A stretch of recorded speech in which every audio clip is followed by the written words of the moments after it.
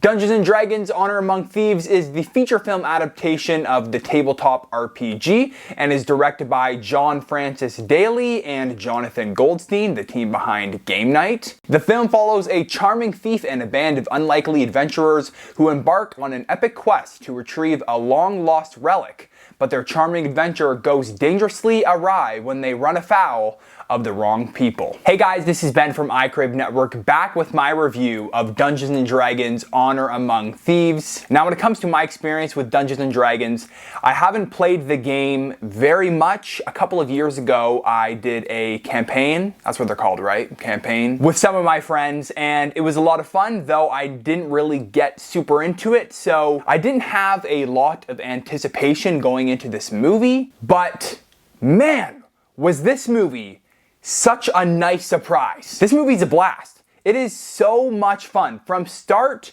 to finish, this movie is super entertaining and exciting and fun. It honors the spirit of Dungeons & Dragons while crafting a story that is filled with lovable characters, creative staging and action sequences, and humor that lands. It's super well paced and the world is really well explored, which gives the film a real sense of scope and scale. Now let's start with the cast, because the cast of this movie and their chemistry with one another is a big reason why this movie works so well. Each character is so different and unique, both in their skills, their power sets, but also in their personalities and the character arcs that they're each given. Each member of the cast adds something new to the movie, a new dynamic to the group, and they all just gel so well together. Chris Pine is super charismatic and fun in one of my favorite roles of him that I've seen in a long while. He's just given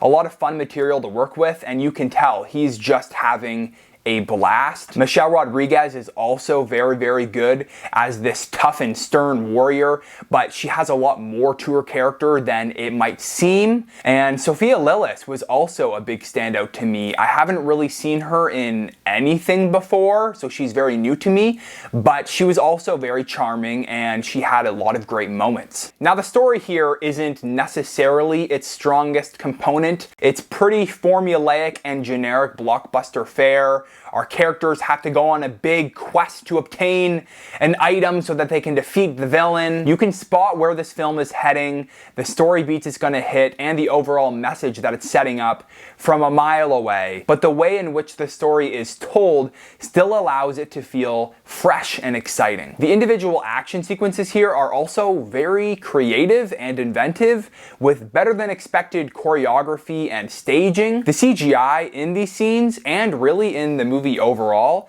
is also very strong, aside from a couple of scenes where it was actually pretty noticeable and it looked a little wonky at times. But for the most part, the CGI is very well utilized throughout this movie. You can tell that this film shot a lot on location, and beautiful locations at that, which adds a lot to the epic scope and scale of this film. The humor here also landed much more often than not. I was actually very surprised by how funny this movie is.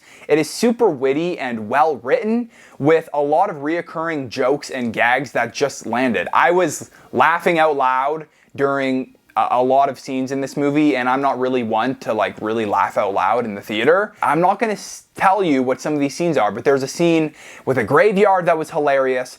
The opening scene that takes place in a prison was very funny. Just very clever writing and well-placed humor. As for the Dungeons & Dragons references, like I said, I'm not a big D&D fan, so I definitely didn't catch like most of the references, though a lot of people in my screening went crazy throughout this movie. There was something would pop up on screen and the crowd would just go crazy and people would cheer. I just personally didn't pick up on most of them, though there were some things that I remembered from playing the game, which was very cool. Overall, think of this movie as a family-friendly comedic version of Lord of the Rings. It has that classic fantasy movie feel with the beautiful locations and the grand adventure that our band of heroes has to embark upon. If that sounds like something you'd be into, definitely check this movie out. Now, this movie isn't perfect. The villain here is very generic. I did not care about the villain at all. The villain is not given